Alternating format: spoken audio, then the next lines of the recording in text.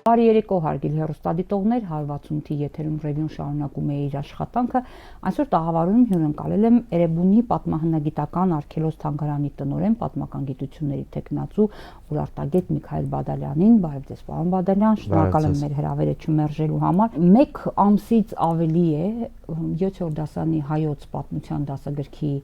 վերաբերյալ աղմուկը ուշացումով դպրոցում տաս դասագրքի վերաբերյալ աղմուկը չի դադարում։ Առանձին մասնագետներ առաջին հերթին դուք, կարծես թե դուք հենց սկսեցիք առաջինը բարձրաձայնել այն աղաղակող սխալների մասին, որ փաստերով նկատի ունեն փաստարկված, որ տեղ են գտել դասագրքում, մասնավորապես ձեր հետաքրքրությունների առարկա ուրարտական դարաշրջանի վերաբերող ժամանակաշրջանի։ Մենք խոսենք իհարկե սխալներից պատմագիտական կամ պատմական դասագրքում տեղ գտած, բայց մինչ այդ ուզում եմ 3 առաջ որ կարծեմ թե հանրայինում հերթական քննարկումներ դասագրքի հեղինակի Սմբատ Հովհաննիսյանի մասնակցությամբ Dialog podcast-ի եթերում Պետրոս Ղազարյան հանրային հեռուստաընկերության մեկնաբան եւ որքան էլ տարօրինակ է հեռուստատեսության եւ ռադիոյի հանձնաժողովի նախագահ Տիգրան Հակոբյան այդ քննարկմանը մասնակցում, երկուսից որևէ մեկը պատմաբան չէր եւ քննարկում էին պատմության դասագրքին վերաբերող հարցեր։ Արդեն կարծեմ թե 3-րդ անգամ էր Սմբատ Հովհաննիսյանը հանրային հեռուստաընկերության տաղավարում ձեզ հրավիրել են երբևէ։ Բարև ձեզ, նորից շնորհակալություն հրավերի համար եւ պետքա ասեմ, որ հենց այդ հաղորդումը տեսնելուց հետո էր, որ այնուհետև դուք հրավիրեցիք, ես համաձայնվեցի գալ ձեր տաղավար, որովհետև ինքս առաջ այդքան հակված չէի տարբեր լրատվամիջոցներին հարցազրույց տալ, բայց պետք է անդրադառնամ մի քանի հանգամանքի վրա։ Նախ ամեն ինչ արվում է ցույց տալու, թե դասագրքի վերաբերյալ, այդ դասագրքի վերաբերյալ քննարկումները ունեն քաղաքական բնույթ։ Դա այդպես չէ։ Իհարկե կան այս կամ այն քաղաքական ուժեր, որոնք դասագրքի վերաբերյալ տրված մեկնաբանությունները կարող են օգտագործել այս կամ այն քաղաքական նպատակներով։ Դա շատ նորմալ է, դա այդպես էլ լինելու է, եթե մենք 7 տարի առաջ այս իրողությունը ունենայինք, դա կանեին այն ժամանակվա ընդդիմադիր ուժերը, հիմա անեինք այժմյան ընդդիմադիր ուժերը, սակայն պետք է զանազանել այս ամենը առողջ գիտական քննարկումներից, այսինքն փորձ է արվում առողջ գիտական անաչառ քննադատությունները, խոսքը, խորհուրդները, աջակցությունը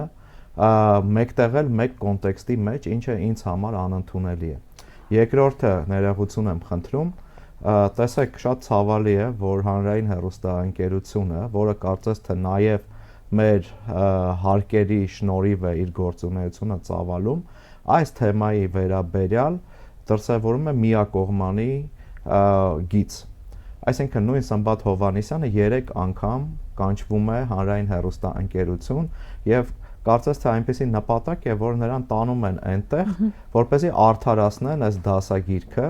եւ ցավալին այն է, որ դեռևս ես չեմ տեսել, որ հանրայինում այս առումով կանչեն հարցազրույցի, կարևոր չէ ինձ, մեր գործընկերներին, որովհետեւ միայն ես չեմ անդրադարձել,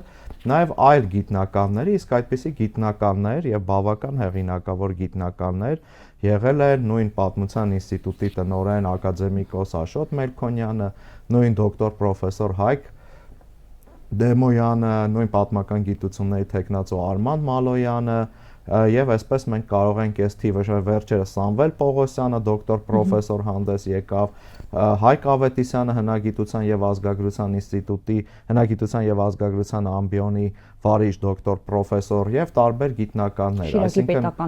Շիրակի պետական համալսարանից եւ կարծես թե այս գիտնականների թիվը ավելանում է եւ օրինակ ինձ համար շատ տարօրինակ է, որ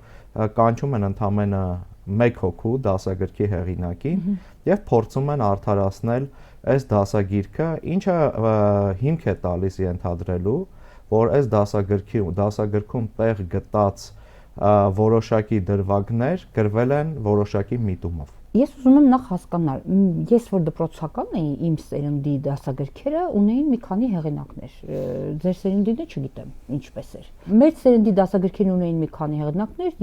լիներ դա հայոց լեզու, բնագիտական առարկաներ, թե հայոց պատմություն առավել եւս։ Հայոց պատմությունը այն առարկանն է, մեր ժողովրդի պատմությունը, որ տարածական եւ ծավալային իմաստով բազմաշերտ է եւ մեծ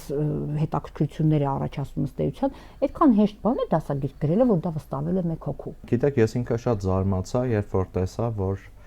դասագրքի հեղինակը 1 հոգի է, որովհետեւ խնդիրը վերաբերվում է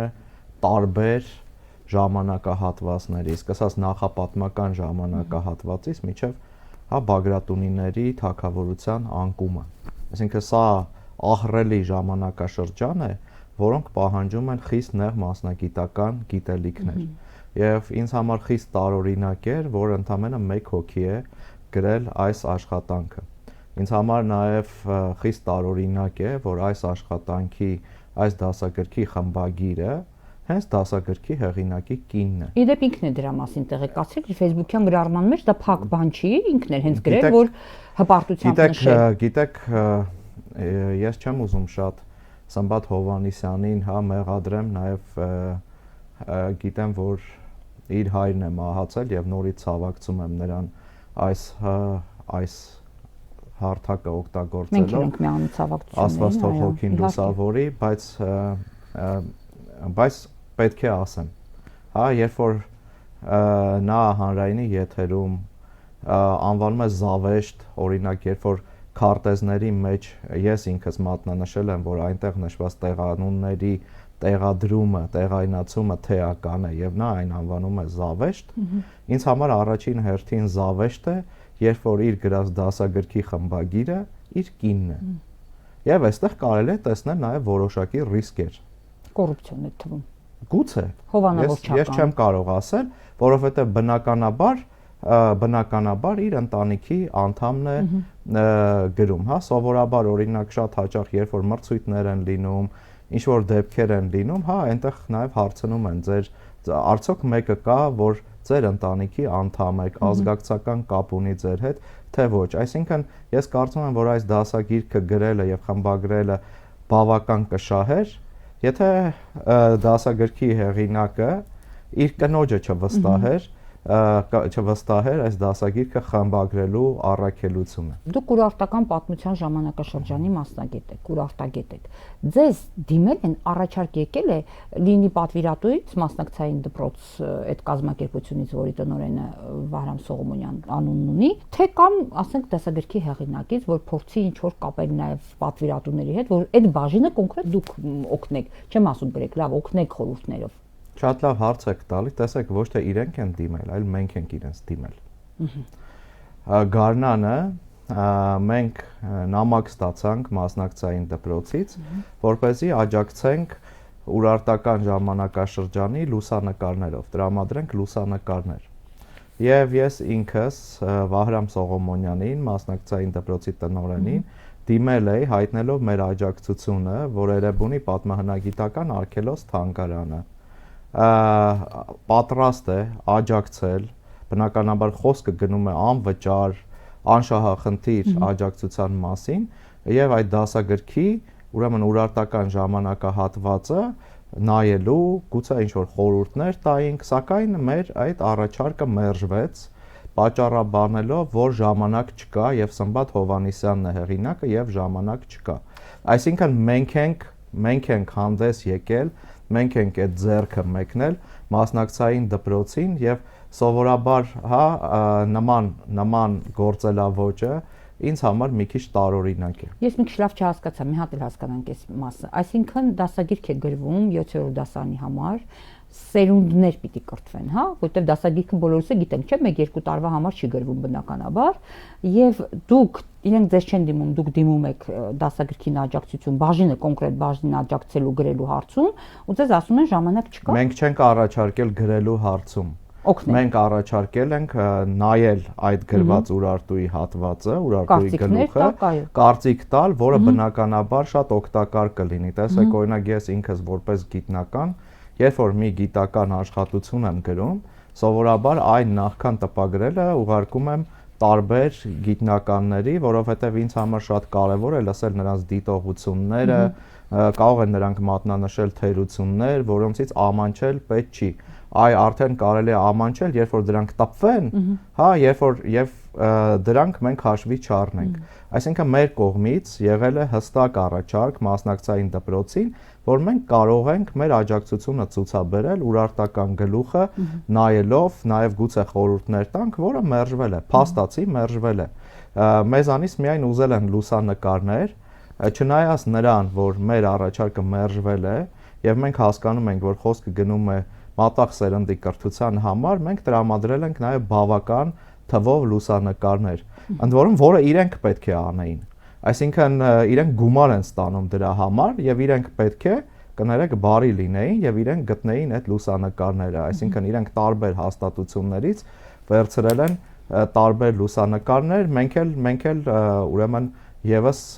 գնացել ենք ընթառաջ նրանց եւ այդ դասագրքի համար լուսանկարներ ենք տրամադրել, իսկ մեր առաջարկը օգտակար լինել գոնե Ուրարտուի գլխի վերաբերյալ մերժվել է։ Բովանդակային կողմին կանադառնանք իհարկե, ես ուզում եմ հիմա երեկվա այդ հաղորդման քննարկումից հետեւյալ եզրահանգմանը եկանք, որ այս դասագիրքը ըստ Սմբատ Հովհաննիսյանի զերծ է պաթոսից, զերծ է կեղծիքներից, ինքն ասում է չեմ խաբել, պաթոսախեղճ չեմ արել, կեղծիքներ չեմ ներկայացրել, Տիգրան Մեծի ժամանակաշրջանի քարտեզները միջև Չինաստան չեմ հասցրել, այսինքն նախկինում մինչև այսօր եղած հայոց պատմության դասագրքերում կեղծիք է եղել, կեղծված դասագրքերով ենք մենք, դուք, մյուսները մինչև այս դասագիրքը սովորել։ Յուրաքանչյուր դասագիր կարծում եմ անմասն չեն որոշակի թերություններից։ Եվ նախկինում արված դասագրքերում իհարկե եւս կան բացթողումներ, եւս կարող են լինել այնտեղ խնդիրներ, որոնց հետ այս կամ այն մասնագետը կարող է համաձայն չլինել։ Սակայն ես այդ դասագրքերում չեմ տեսել միտում։ Ինչը տեսնում եմ այստեղ։ Եվ շատ լավ կլիներ, երբ որ Սմբատ Հովհաննիսյանը խոսում է, այ բերեին նրա դիմաց նաև նստեցնեին այլ մասնագետների, ովքեր այլ կարծիք ունեին, այսինքն լիներ առողջ բովանդակային քննարկում, ոչ թե մեկ անձի մենախոսությունը հանրային հեռուստաընկերության եթերում։ Ինչու՞ չեն բերում, պարոն Բադալյան։ Ես չեմ կարող ասել, բայց արդեն փաստ է, որ 3 անգամ վերջինս հանդես է գալիս Հայաստանի գլխավոր հեռուստաընկերության եթերում, ինչ վերաբերում է պաթոսին եւ ոչ պաթոսին։ Տեսեք, ինձ համար շատ տարօրին նախ առաջինը եկեք մի հատ շատ կարևոր հանգամանքի վրա անդրադառնանք։ Բոլորը կենտրոնացած են Սմբատ Հովհաննիսյանի վրա։ Սա նույն բանն է, գիտեք, մի շատ հետաքրքիր պատում կա, երբ որ վարպետը իմաստուն ուսուցիչը իր աշակերտներին է հրավիրում, ցույց է տալիս մի սպիտակ թուղթ եւ մեջտեղում սև շրջանակ եւ ասում է դուք ինչ եք տեսնում եւ բոլորը ասում են որ մենք տեսնում ենք սև շրջանակը, բոլորը կենտրոնացած են սև շրջանակի վրա, սակայն նրանք բաց են թողում սպիտակ թուղթը։ Պատվիրատու։ Հիմա խնդիրը այստեղ մենք կենտրոնացել ենք Սմբատ Հովհաննիսյանի վրա, Սմբատ Հովհաննիսյանը այս գործընթացի ընդամենը մի մասն է։ Եվ նաև ես գիտեք, ինձ համար նաև տարօրինակ է, երբ խոսում են ասում են կրթության նախարարությունը, ԿԳՄՍ նախարարությունը պատվիրատուն է եւ պետք է նաև բարդում են այն կողմի վրա։ Այստեղ խնդիրը կա մասնակցային դպրոց։ Եվ այդ մասնակցային դպրոցը նախ մենք պետքա մի հատ հասկանանք ովքեր են կանգնած այդ մասնակցային դպրոցի հետևում։ Ով է մասնակցային դպրոցի ղեկավար Վահրամ Սողոմոնյանը, որտեղ է աշխատել։ Ես ինքս հանդիպել եմ Վահրամ Սողոմոնյանի հետ եւ փորձել եմ առողջ քննարկման առաջարկ անել։ Ցավոք պետք է ասեմ, որ այո, նա բավական պատրաստված անձնավորության տպավորություն էր թողնում, բայց նրա մի շարք գաղափարներ, որ մեր հանդիպման ժամանակ եղան, ուղղակի ինձ ահավոր զարմացրեցին, օրինակ երբ որ մենք խոսում ենք, նա կարծես ինձ հասկացնում էր, որ մենք Ուրարտուի հետ ուղիղ կապ չունենք։ Այսինքն։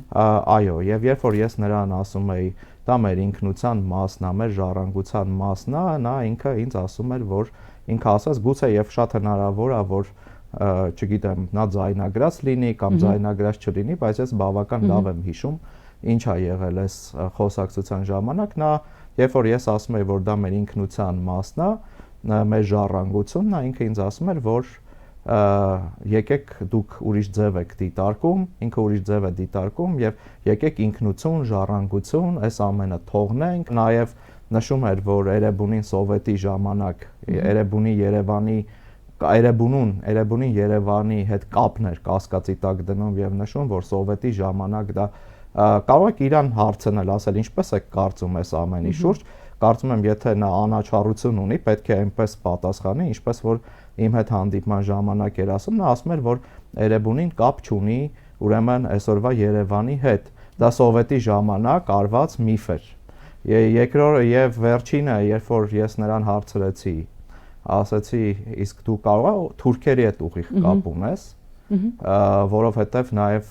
չգիտեմ, համացանցում խոսակցություններ էին տարածվում տեղեկություններ, որ նա Թուրքիայում է եղել եւ այլն, ինչը այս պարագայում ինձ այդքան շատ չէր հետաքրքրում, բայց այդ ժամանակ այդ կոնտեքստը բխեց դրանից, նա ասաց թուրքերի չէ, բայց մենք հավանաբար մոնղոլների հետ կապ ունենք, որովհետեւ մոնղոլները հետք են թողել այստեղ եւ երևի մենք կապ ունենք մոնղոլների հետ։ Ես նրան իհարկե ասացի, որ գուցե նա մոնղոլների հետ կապ ունի, բայց ես ինքս մոնղոլների հետ հաստատ կապ չունեմ եւ նա պետքա տեղյակ լինի նաեւ արված ԴՆԹ ուսումնասիրությունների վերաբերյալ, որտեղ հայերը ամենակիչ թվով տոկոսը ունեն այդ թաթար-մոնղոլական մուտացիայի ուսումնասիրությունների համատեքստում, այսինքն նման գաղափարներով առաջնորդվող մարդն է, ով այս դասագրքի պատվիրատուն է, այդ կազմակերպության ղեկավարը։ Շատ լավ, պարոն Բադալյան։ Այդ դասագրքի պատվիրատուին ով է պատվիրակել պատվիրատու լինել։ Այդ դասագրքի պատվիրատու, ես կարծում եմ, որ հենց այդ դասագրքի պատվիրատուին պատվիրակողներն էլ, հա, հենց պետք է նաև այսպես ասած, սա մեծ պատասխանատվություն է եւ նրանց հարցնեն, այս ինչ եք դուք արել, անընդհատ խոսքը գնում է, նաև ես եմ նաև լսում, որ տեսեք, եթե դու պետական պաշտոնյա ես, կամ եթե դու պետական աշխատող ես, դու իրավունք չունես խոսելու ինչ որ նման երևույթների նկատմամբ։ Ընդհակառակը, ես կարծում եմ, որ պետությունը, պետական գերատեսչությունները պետք է շնորհակալ լինեն ինձնից եւ իմ նման գիտնականներից, ովքեր բարձրաձայնում են այս խնդիրները, որովհետև ինձ համար չափազանց կարևոր է կրթությունը եւ ճշգրիտ կրթությունը։ Այո, ես դեմ եմ նաեւ նախկին դասագրքերում այդ ազգային սնապարտությամբ արված տեսակետներից եւ ես տարբեր տեղերում դրա դեմ արտահայտվել եմ եւ այո դեմ եմ։ Բայց գոնե այնտեղ ինչ է լինի, այնտեղ ես այդ միտումը չեմ տեսել։ Այստեղ կա հստակ միտում։ Հստակ եւ այդ միտումը փորձ է արվում քողարկել, տեսեք, Ուրարտուի քարտեզի առումով։ Խնդրեմ։ Ուրարտուի քարտեզը, պարոն Բադալյան, ինչ նկատառումներ ունեք այս քարտեզի վերաբերյալ։ Տեսեք, ուրեմն այստեղ չի երևում, գրված էր, որ ներկայացված է Ուրարտուի 743-ից 700 թվականների քարտեզը եւ երբ ես նշեցի, նրանք ասացին, որ տեղի է ունեցել շփոթմունք եւ պետք է ներկայացված լիներ Իշպույնի թագավորի ուրեմն գահակալության ժամանակվա քարտեզը, նաեւ նշեցին, քանի որ Իշպույնին ինքը միազնյա չէր կարող ներկայիս Նախիջևանի, չունենք նման տեղեկություն Նախիջևանի տարածք հասած լիներ, Սմբատ Հովանեսյանը նշեց, որ դա եղել է Իշպույնի եւ Մենուայի ուրեմն ժամանակաշրջանի, նաեւ այդ ժամանակաշրջանի քարտեզը։ Եվ նախ առաջինը հարց է առաջանում Ուրարտուն հայ ժողովրդի պատմության կարևորագույն մասերից մեկն է եւ Ուրարտուն կայսրություն էր ըստ երևույթին հայկական լեռնաշխարհի տարածքում ձևավորված առաջին կայսրությունը եւ այն ժամանակ հին մերձավոր արևելքի ամենահզոր տերություններից մեկը։ Ինչու են մեր ուրեմն հեղինակը Սմբատ Հովանեսյանը եւ մասնակցային դպրոցը որոշել դնել այս քարտեզը, որտեղ ներկայիս Հայաստանի Հանրապետությունը ներառնված չէ Ուրարտական թագավորության կազմում, այսինքն տեղից Էրեբունին կտրվում է կոնտեքստից, ներկայիս Հայաստանը գիտեք նաև երեխաների համար շատ կարևոր է տեսողական հիշողությունը, բայց նաև ցավալին այն է, որ Իրանը, տեսեք Ուրմիա լիճն եք նայում, Իրանի ուրեմն հատվածը եւս չկա այնտեղ։ Եվ ցավոք դասագրքի հեղինակը խորը գիտելիքներ չունի ուրարտական պատմության վերաբերյալ, նա նայել է այս կամ այն գիրքը եւ պետքա ցավով նշեմ, որ դասագրքում շատ տեղերում տեղիք է տրվել վարկածներին, ենթադրություններին, հիպոթեզներին, այս կամ այն վարկածը, այս կամ ինչ որ մի հեղինակի, թեկուզ նաև հեղինակավոր մասնագետի ենթադրությունը վերցվել է եւ ներկայացվել է որպես բացարձակ ճշմարտություն, ինչը տեղին չէ։ Պատկերացրեք, ես ինքս մասնագետ եմ, վերցնեմ դասագիր գրեմ եւ իմ ենթադրությունները հրամցնեմ որպես բացարձակ ճշմարտություն։ Նախ առաջին ես պետք է խուսափեմ իմ վարկածները, իմ ենթադրությունները դնել այդ դասագրքում, որովհետեւ դա այդքան էլ բարոյական չէ։ Հիմա նայեք, այս քարտեզը որ նայում եք, ինքը ուղղակի գիտական առումով նախ նման քարտեզներ չեն կազմում, պետքա նախ խորհրդակցել քարտեզագիրների հետ։ Տեսեք, նայեք, ներկայացված է Թուրքիայի տարածքում եւ Ադրբեջանի տարածքում։ Դուք գրել եք, որ թուրքական երազանքներ։ Ուրեմն տեսեք, ցավոք սա անում են թուրքական նման ուրեմն դրսևորումներ առկա են թուրքական պատմագրության մեջ, ես ինքս նաև ուրեմն գրել եմ հեղինակավոր Ancient West and East բարբերականը, ինձ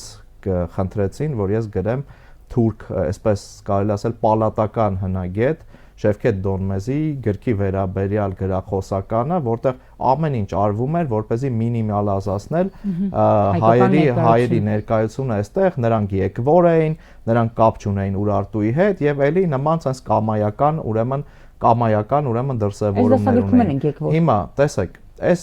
քարտեզին անդրադառնամ, հետո եկվորության մասին կխոսենք։ Տեսեք, նախ առաջինը մենք նշեցինք, Սմբատ Հովհաննիսյանին ցույց տվեցինք, որ նույնիսկ Իշպույնի մենուայի ժամանակ կա փաստ, որը ցույց է տալիս, որ այդ գահակալները հասել են առնվազն մինչև Սյունիք։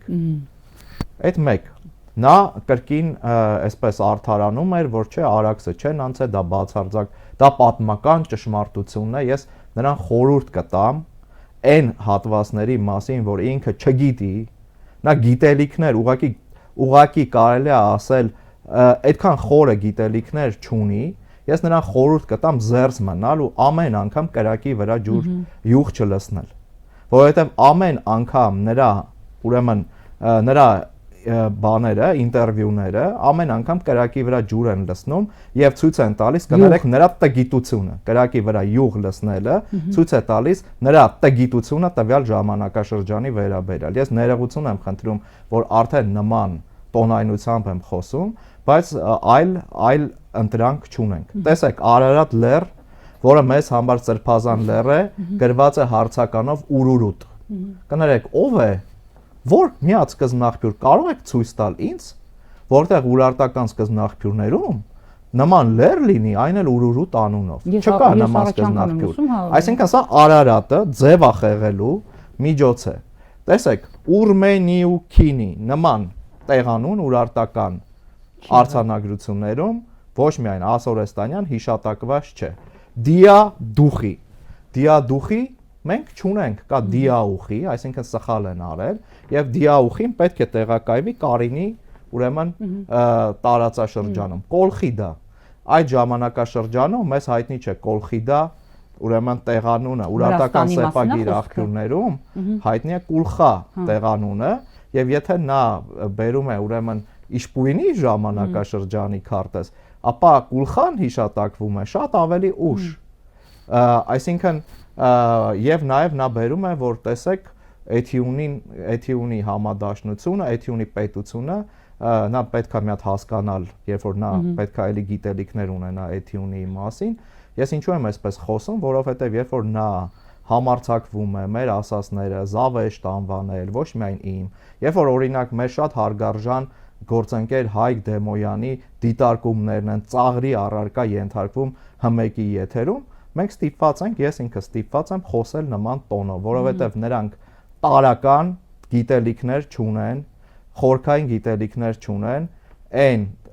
ինչի մասին, օրինակ ես քարտեզը դրվել եմ, տեսեք ես քանի սխալ այստեղ մատնանշեցի։ Վանի հետ Տեսեք գրած է մեկը Սևանա լիճ, այնտեղ Տուշպածով։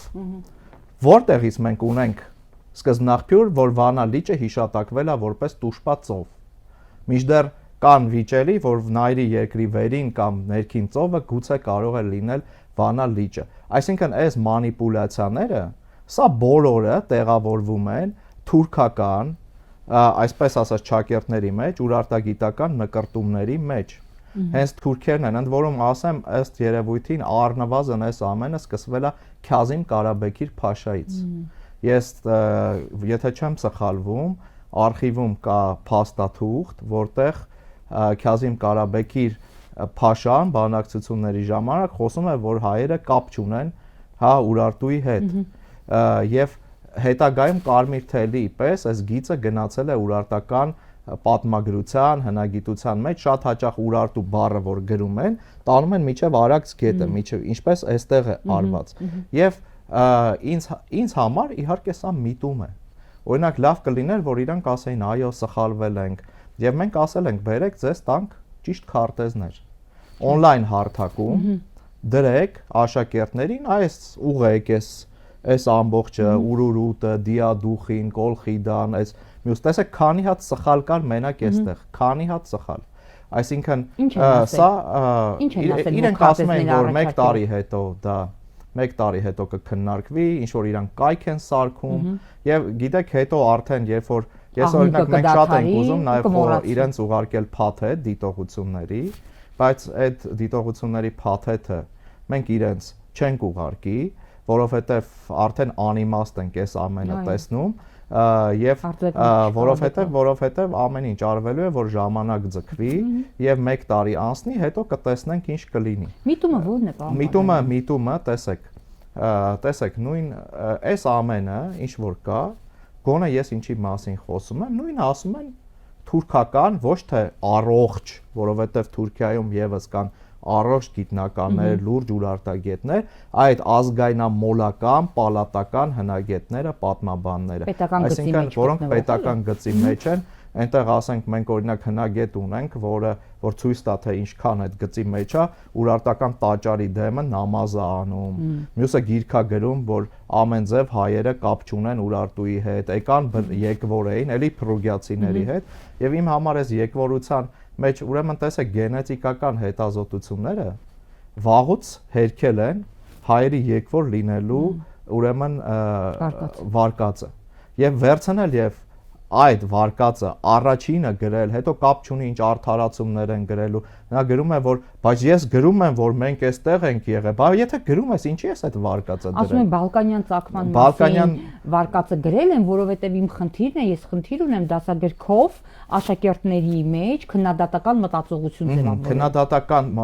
մտածողություն ձևավորել նրա մասին, ինչը արդեն մերժված է եւ հերկվում է նոր ժամանակակից, գերժամանակակից հետազոտությունների արդյունքում,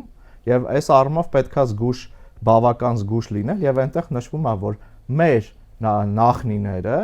Փրուգիայից, Բալկաններից եկած գաղութարարներ են։ Այս ամենը նաեւ տալիս է որոշակի հիմքեր, որ մեր հարևանները ասեն, տեսեք, ձեր դասագրքում գրած է, որ դուք եկվոր եք, հերիք չի մի հատ էլ եկվոր եք, նաև դուք գաղութարար եք։ Ընդ որում, որ այս տեսակետները կան բազմաթիվ հայերի ծագման վերաբերյալ տեսակետներ, շատ հետաքրքիր տեսակետներ եւ այս տեսակետները այնպես չի որ պարտադիր էին այս դասագրքում հրամցնել երեխաներին եւ ծանրաբեռնել նրանց կամ տանում է դնում է օազիսների, տափաստանների տեսություն եւ դա ներկայացնում է ինչ որ մի նորամուծություն։ Նա պետքա Սմբատ Հովանեսյանը մի քիչ շատ կարդա հնդեվրոպացիների նախահայրենիքի մասին, շատ կարդա վերջին տեսությունների մասին եւ օրինակ հասկանա ինչա ոսկե եռանկյունին, ինչա բարեբեր մահիկը, տերմիններ, որոնք կարելի է այստեղ օգտագործել, հա եւ նաեւ երեխաների համար կարծում եմ բավական հետաքրքիր կլինեին եւ ներկայացվում է ինչ որ նորամուծություն, որ արել է այնինչ այդ տեսությունները, որ ինքը դրել է, բավական հնացած տեսություններ են արդի գիտության մեջ։ Էլ չեմ խոսում նախնադարի մեջ արված սխալներում, նախապատմական ժամանակաշրջանի կարծում եմ իմ գործընկերները կանեն, չեմ խոսում այդ գրվածների մասին, ես կարող եմ ասել, որ այս գիրքը Urartu-ի առումով, տեսեք, մի հատ օրինակ բերեմ, էլի եմ բերում։ Չգիտես ինչի նա վերցրել է, անդրադարձել է հարեմին։ Ուրեմն հարեմին, Urartu-ում հարեմին, որ կար հարեմ, կարևոր բան է, որ 7-րդ դասանցի երեխան պիտի սովորի։ Ասենք օրինակ մհերի դրան մասին Urartu-ում չի գրում, որ կարևորագույն առանցքային նշանակություն ունի կրոնի համար եւ ոչ միայն կրոնի համար, բայց նա գրում է հարեմի մասին։ Ուրեմն, երբ որ նա գրում է հարեմի մասին, նա գրում է, որ որպես բացարձակ ճշմարտություն ներկայացնում է, որ մենուա արքան պարծենում էր կամ նման մի բառ, այս պահին լավ չեմ հիշում, որ ամենաշատ թվով կանայք է բերել եւ նվիրաբերել Տուշպա քաղաքի հարեմին։ Տեսեք, հիմա ձեզ ասեմ, թե Սմբատ Հովանիսյանը ինչպես է խեղաթյուրել ուրիշ գիտնականի ենթադրությունը։ Ուրեմն մեր շատ հարգարժան աշխարհում շատ հայտնի Ուրարտագետ Երվանդ Գրեկյանը գրել է մի հոդված Urartu-ում հարեմ բառի հնարավոր հիշատակության մասին։ Եվ Գրեկյան Երվանդը բերում է մենուա արքայի մի արձանագրություն, որտեղ նշվում է, որ այստեղ կա մի բառ, որը կարող է լինել հարեմ բառը ուրարտական սեպագիր աղբյուրներում, բայց նշում է, քանի որ այս արձանագրությունը խիստ թեական է, խիստ թերի է, ապա ինքը ենթադրություն է, կոնտեքստը դա է, այսինքն Գրեկյան Երվանդը բերում է ենթադրություն, ես էլ եմ գիտնական, ես էլ կարող եմ ասել, օրինակ Urartu-ում կրակի պաշտամունքը այս կերպ է եղել, մյուսը ասի ուրիշ կերպ է եղել, ինքը բերում է ենթադրություն, ինքը չի ասում, որ սա եւ նշում է, որ սա թերի արձանագրություն է եւ դա կարող է այդպես լինի։ Վաղը մյուս օրը կարող է Միրո Սալվինին է գրի, ասի, չէ, այս բառը չի համապատասխանում, ընդ որում Urartu-ում նման երևույթները շատ են։ Հիմա Սմբատ Հովանիսյանը վերցնում է այդ վարկածը եւ դա ներկայացնում է որպես բացարձակ ճշմարտություն եւ որպես բացարձակ փաստ դնում է դասագրքի մեջ կեղծելով պատմությունը, այդ արդեն պետքա ամեն ինչ իրանց անուններով Միստր Պարտենում ասես պատմություն չեմ կեղծում, նախինում կեղծել են։ Եվ խոսում է, քննադատում է առաջին հերթին լավ կլինի, որ նա ունենա քաջություն, ունենա համարձակություն եւ ընդունի իր սխալները կամ Տուշպայի առումով, տեսեք, մենք իրան գրում ենք, ասում ենք հարգարժան Սմբատին նշում ենք իմ դիտողությունը, ես չեմ ուզում բոլորին, որովհետեւ բոլորին որ անդրադառնամ, այս ժամանակը չի լինի, չի գնա, բայց նա պետքա որ հաշվի առնի, որ օրինակ ես ինքս մոտավորապես 17 տարի իմ կյանքից նվիրել եմ ու հիմա էլ նվիրում եմ Urartakan այս կամ այն շրջանի հետազոտությանը եւ հիմա էլ ես հասկանում եմ, որ շատ բաներ կա, որ նորովի են մեկնաբանվում Urartագիտության մեջ, ինքը շատ արագ զարգացող գիտություն է։ Խոսքը նաեւ հայագիտության այլ ոլորտներին է վերաբերվում։ Ինքը նշում է, օրինակ, որ մի հատ տեղ է դրել Տուշպա մայրաքաղաքի կառուցման, Տուշպայի մայրաքաղաքի մասին եւ գրում է, որ Սարդուրի առաջինի ժամանակ Տուշպան դարձավ մայրաքաղաք։ Մենք գրել ենք, որ կա փաստ, որ Տուշպան ավելի հին է, քան Սարդուրի առաջինի ժամանակ է հիշատակվել։ Եվ նա ասում է, որ Սարդուրի առաջինի ժամանակ, որովհետև նրա ժամանակ չի հիշատակվել։ Նա էլի մանիպուլյացիայի է գալիս եւ ասում է, այո, ես դրա մասին գիտեմ, ես այդ հոդվածի մասին գիտեմ, բայց ես հո չեմ նշում, որ Տուշպան հին է։ Ես նշում եմ, որ Տուշպան Սարդուրի ժամանակ դառնում է մայրաքաղաք։ Մինչդեռ հիմա հարգարժան Սմբատ Հովանիսյանին էլի ասում եմ, հարգելի պարոն Հովանիսյան, դուք չեք կարող բերել որևէ մի փաստ, ոչ թե ինչ որ մեկի ենթադրությունը։ Այդ ենթադրությունները կարող են լիքը լինել Urartu-ի վերաբերյալ։ Օրինակ ենթադրություն կա, որ Տուշպան ընդհանրապես սկզբնական փուլում ու բավական լուրջ հիմնավոր ենթադրություն չի եղել այդ Urartu-ի վերնախավի տարածքի մի մաս։ Նա տեղյակ է դրա մասին, կարծում եմ տեղյակ պետքա լինի։ Եվ Սարդուրի առաջինի արձանագրությունում ընդամենը բերվում է մի արձանագրություններ նույնանման Վանի լանջի ստորոտին կառուցված շինության արձանագրություններում ասուրերենում, որտեղ բառ անգամ չկա Տուշպայի մասին։ Նա ասում է, ես բերել եմ քարեր, կառուցել եմ այս կառույցը։ Ընդ որում ինչ կառույց է, այսօր Urartագիտության մեջ դրանք ուրեմն շատ տարբեր տեսական թեական կարծիքներ կան։ Այսինքն նա եւս դա ներկայացնում է որպես բացարձակ ճշմարտություն։ Մենք դրան մասին խոսեցիք, պարոն Բադալյան։ Այդ նույն հաղորդման ժամանակ, օրինակ, Տիգրան Հակոբյանը եւ Սմբատ Հովհաննիսյանը կիսում էր այդ կարծիքը։ Տիգրան Հակոբյանն ասում էր, որ մենք կարծրատիպերով ենք պատմություն սովորել, օրինակ Սասունցի Դավիթ էպոսը ընդունել ենք որպես իրողություն, իսկ ցեղասպանության մասին պատմությունները որպես բացարձակ ճշմարտություններ։ Միջդեռ պետք է տեսեք ինչն է կասկածի տակ դրվում, էլի արդեն ինչի մասին ենք խոսում, եւ միգուցե հենց այդ միտումով մհերի դռան մասին հիշատակությունը չկա։ Տեսեք, ես ինքս չեմ կարող այս հարցին միտումներ տեսնել կամ չտեսնել, նախ լավ կլինի, որ մարդիկ տեղյակ լինեն Սասունցի Դավիթի ենթաշերտի շերտերի մասին, թե ինչքան խորը նշանակություն ունի եւ նաեւ ասեմ ձեզ այդ էպոսը նաեւ ինքը նաեւ շատ լավ մատնանշում է նաեւ մեր թերությունները։ Այո։ Եվ նաեւ այդ էպոսը լավ խորքային, այդ էպոսի արխետիպերը, այդ նաեւ զուգահեռները, հա, մենք կարող ենք նաեւ շատ բաներ սովորել նաեւ մեր թերությունները ուղղելու համար։ Եվ նաև իհարկե շատ լավ է, երբ որ մենք ցեղասպանության վերաբերյալ այլ կարծիքներ եւս ունենանք, բայց փաստ է, որ եղել է ցեղասպանություն։ Փաստ է, որ եղել է ցեղասպանություն, փաստ է, որ այսօր թուրքական պատմագիտությունը եւ ոչ այսօր էլ իրանք ամեն ինչ անում են, որպեսզի ամեն կերպ նվազեցնեն հայերի հայկականության դերը այս տարածաշրջանում։ Եվ այս դասագրքում տեղ գտած մի շարք դրվագներ կարծես թե ջուր են լցնում թուրքական ազգայնամոլական, պետք չի դա շփոթել թուրքական լուրջ գիտական, թուրքական ազգայնամոլական, այսպես կոչված գիտության ջրաղացի։ Նման օրինակները բազմաթիվ են, ես հույս ունենամ, որ իմ տարբեր ուրեմն գործընկերներ կխոսեն այս եւ նախապատմական ժամանակաշրջանում ուրեմն երևի գրեթե H չկա, որ այնտեղ չլինեն կամ վրիպակներ, խոսքը վերաբերվում է միջև հետ Ուրարտուի բաժինը, հետո նաեւ իմ գործընկերներն են նաեւ ուրեմն նայել, այսինքն գրեթե H չկա այս դասագրքում, որտեղ կամ սխալ չլինի, կամ վրիպակ չլինի, կամ ինչ որ անճշտություն չլինի։ Էս է այս դասագրքի որակը։ Խնդրում եմ սրա մասին, ինքը ասում է, որ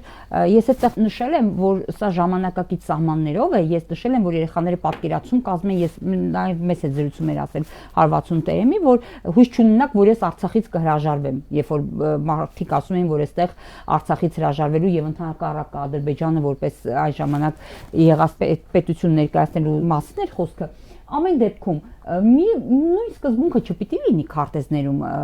պարոն Բադալյան։ Ինչու մյուս քարտեզներում չկա ժամանակակից սահմաններով այդ սկզբունքը, հենց մենակ այստեղ, որտեղ Արցախ չկա ընդհանրապես, Ադրբեջանն է, այսպես երևում, չգիտեմ ինչու եւ ինչպես վաղնջական ժամանակներում։ Տեսեք, Սմբատ Հովհաննիսյանը լավ կանի, երբ որ խոսում է այդ պաթոսներից եւ այլն, մի հատ նայ ադրբեջանական դասագրքերը, որտեղ ծավալապաշտական նկարտումները հասել են այն աստիճանի, որ ներկայիս Իրանի, ներկայիս Ռուսաստանի, Վրաստանի, Հայաստանի կեսը ներկայացված է որպես պատմական Ադրբեջանի կազմում, այսինքն նրանց կարելի է ամեն ինչ անել, մեզ չի կարելի։ Հա, եւ նաեւ փաստացի պետք է ասել, որ իրենք այդ համակարգը, որ ստեղծեցին Ադրբեջանում, չգիտեմ, դա կեղծ էր, կեղծ չէր, չգիտեմ ինչ էր, որը իմ համար միանգամայն անընդունելի է, դա արդյունք տվեց։ Հիմա այստեղ Ադրբեջանը կա, վերևը տեսնում եք գրած է Վիրք Հայաստանի։ Հիմա հարգելի Սմբատ, այդ ժամանակ կար աղվանք։ Աղվանք չկա այստեղ։ Ինչի չենք մենք գրում աղվանք։ Ինչի են գրում Ադրբեջան։ Այսինքն տեսեք, Վիրքը կա, աղվանքը չկա։ Հա, մենք գոնե գիտենք, որ աղվանքը կամ կախյալ էր Տիգրան Մեծից, կամ գուցե Տիգրան Մեծի կայսրության տերության մաս էր կազմում, ես այդ ժամանակաշրջանի մասնագետ չեմ եւ կարող եմ միայն այս քարտեզին նայելով դիտարկումներ անել, որ առաջի հայացքից ուրեմն աչք են զարնում։ Եվ այստեղ այդ Ադրբեջան դնելը ցույց է տալի, որ Ադրբեջանը աղվանքի հետնորդն է։ Ես այդպիսի կարծիք եմ գալիս իմ մոտ։ Երկրորդը այստեղ կարելի է շատ հեշտությամբ այս բոլորը ջնջել Ադրբեջան, Սիրիա, Իրան եւ այլն եւ նաեւ այնտեղ հանձնարարական դնել աշակերտներին, որ ուսուցիչներին, որ գտեք ներկայիս որ տարածքներն են, այ թող աշակերտները գնային եւ նաեւ իրենք սկսեին պրպտել, սովորել եւ այլն։ Գուցե Սմբատը ասի, հա, ես նման բաներ արել եմ, բայց սա տեսեք էլի մի հատ բացթողում է։ Վիրքը գրած է, աղվանքը գրած չի։ Հա, եւ նաեւ այս ծանր ժամանակաշրջանում, զգայուն ժամանակաշրջանում, օրինակ կարելի է լրիվ ուրիշ լուծումներով այս քարտեզը դնել։ Եվ գիտեք, ամենահեշտ բանը անընդհատ նախքին մեղադրելն է։ Եկեք թողնենք այդ ամենը եւ ասենք, կա այսօր դու կրել ես պատասխանատվություն։ Այսօր դու ստացել ես պետությունից գումար, այդ թվում մեր հարկերից առաջացած գումար։ Բարի եղեք, խոսքը մենակ Սմբատին չէ, խոսքը նաեւ մասնակցային դպրոցի վերաբերյալ է։ Բարի եղեք, գրեք նորմալ, առանց սխալների, ստույգ տեղեկություններով դասագիրք։ Այո, առանց ազգային սնապարտության, բայց ոչ նաև առանց միտումների, որոնք ջուր են լցնում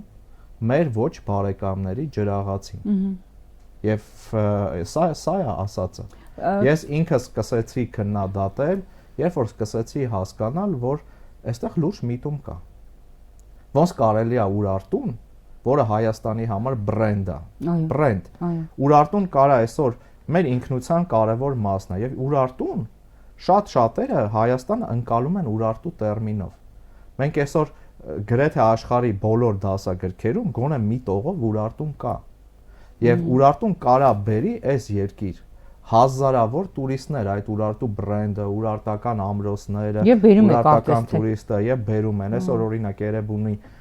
ուրեմն Էրեբունու այցելուների թիվը շատանում է, չգիտեմ, տարբեր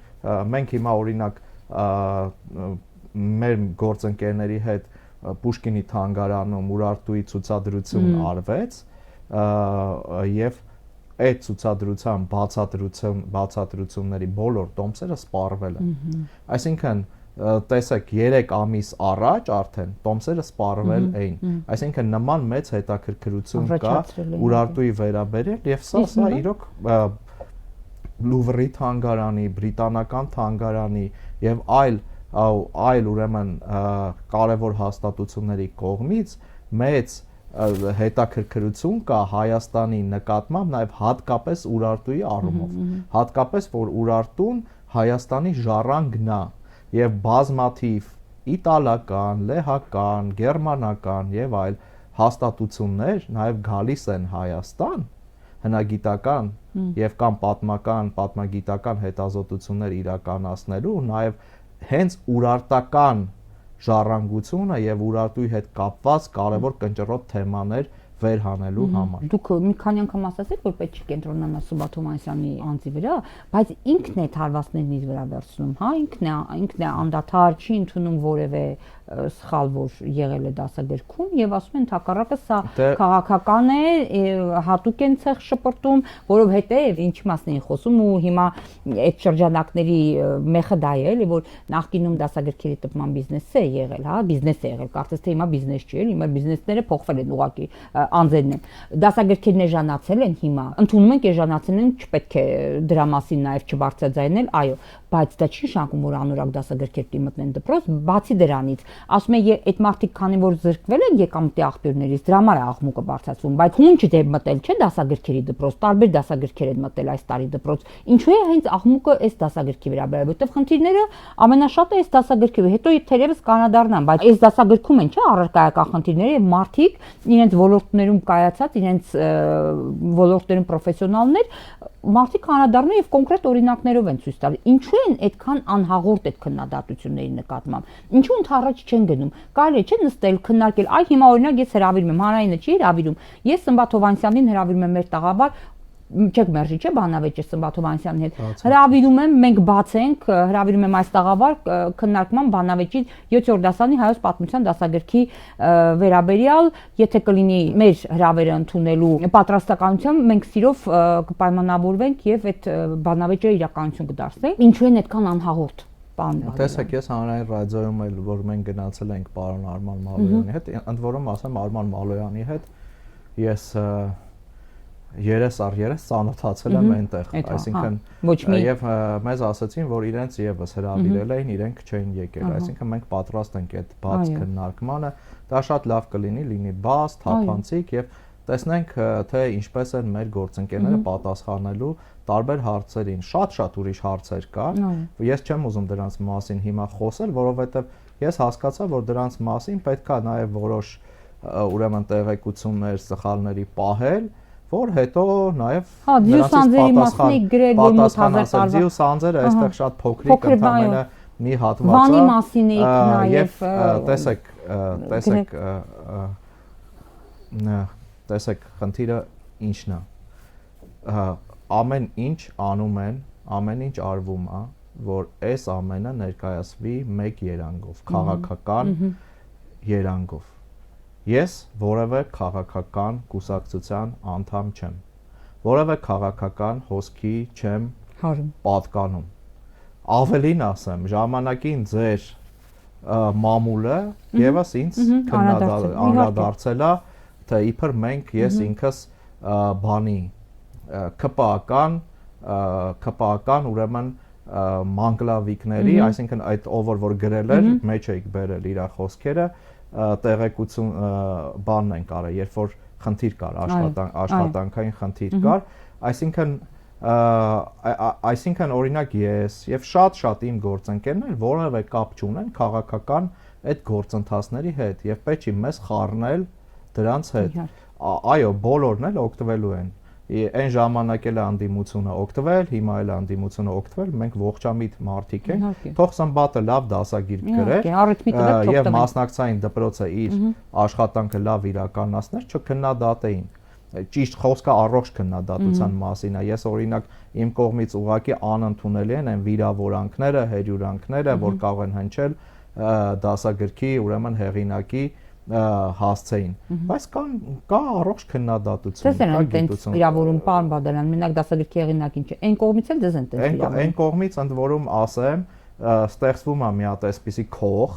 որ ամեն ինչ ներկայացնում են քաղաքական գործընթացների համատեքստում, սա է ամենացավալին։ Այսինքն սա կեղծ վահան է, կեղծ քող է, որով սկսում են պաշտպանել։ Եվ գիտեք, ես մի անգամ էլ եմ ասել, հիմա էլ եմ մի անգամ էլ եմ գրել։ Պատմությունը, պատմագիտությունը տալիս է բոլոր հարցերի պատասխանները։ Ինձ շատ հաճախ ասում են, այ դու չես վախենում, դու Էրեբունի թանգարանի տնօրենն ես, գնում ես քեզ գործից կարող հանեն, քո առաջ խնդիրներ լինեն, ընդ որում ասեմ, ես որոշակի բաներ տենց լսում եմ, որ այն մարդը, որ պետական պաշտոն է զբաղեցնում, նա իրավունք չունի պետության դեմ խոսալ, ես պետության դեմ չեմ խոսում։ Ես պետության համար եմ սա անում, եւ իմ երեխան, որի անունն է Թարիրիա, որը կրում է Ուրարտական թաքուհու կամ արքայադստեր անուն, վաղը մյուս օրը գալու է, նորից եմ ասում։ Եվ ինձ հարցնելու է, ասելու է հայրիկ ջան, մեր տուն անընդհատ գալիս են աշխարհի ամենահայտնի ուրարտագետները։ Դու ասում ես դու ուրարտագետ ես։ Մենք Ուրարտուի հետ կապ ունենք, ես ասել եմ իհարկե, աղջիկ ջան, ունեմ։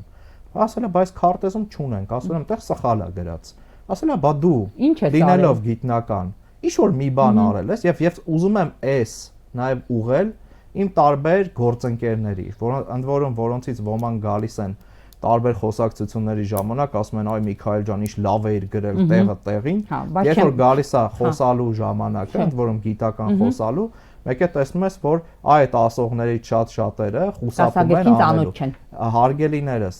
ձեզանից շատերը ունեն երեխաներ, շատերը ունեն թոռներ, եւ մի օր մենք պատասխան ենք տալու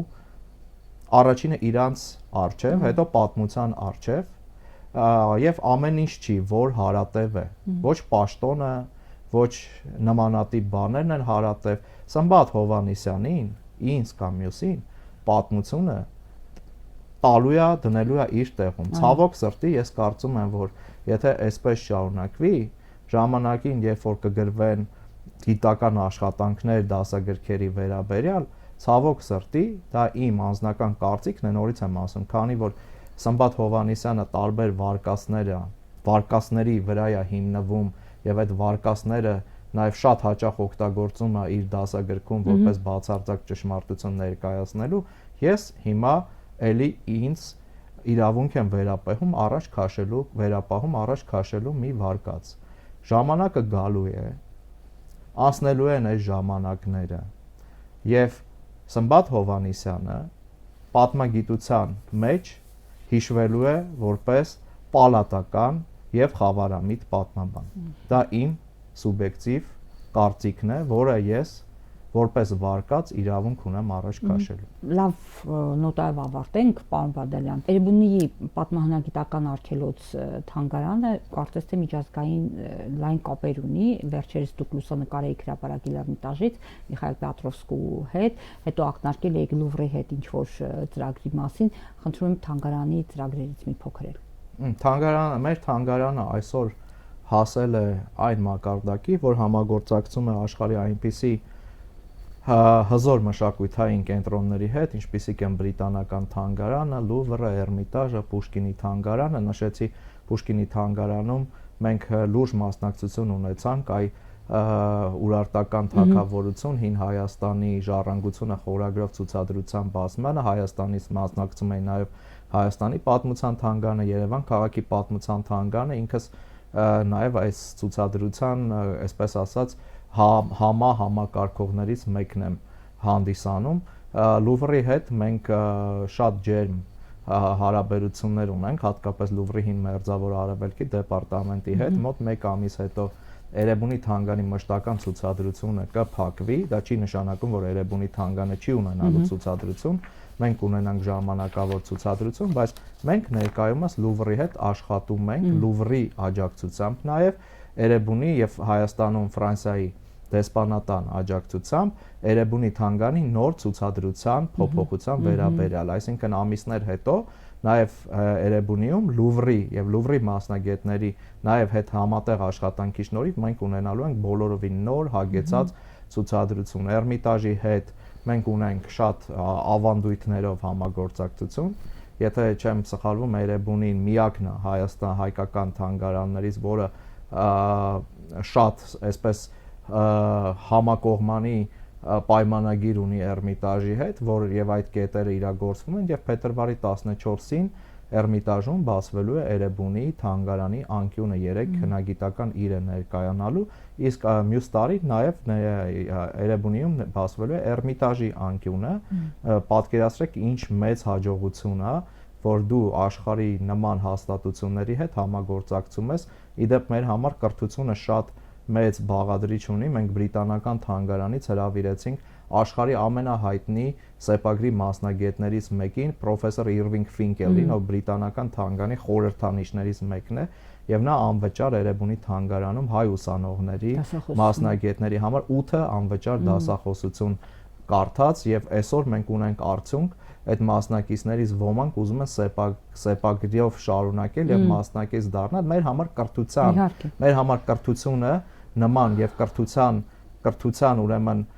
հանդեպ վերաբերմունքը այս կերպ է եւ նաեւ մեր կրթական ծրագրերն են բազմաթիվ,